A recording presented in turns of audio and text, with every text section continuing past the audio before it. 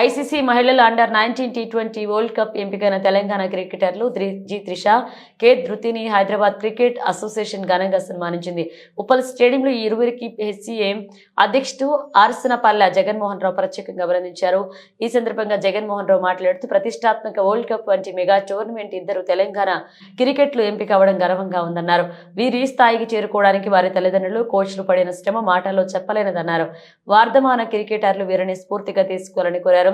జాతీయ జట్టులో WPL లో మరింత మంది తెలంగాణ క్రికెటర్లు ప్రాతినిధ్యం వహించేలాగా తమ కార్యవర్గం కృషి చేస్తుందన్నారు.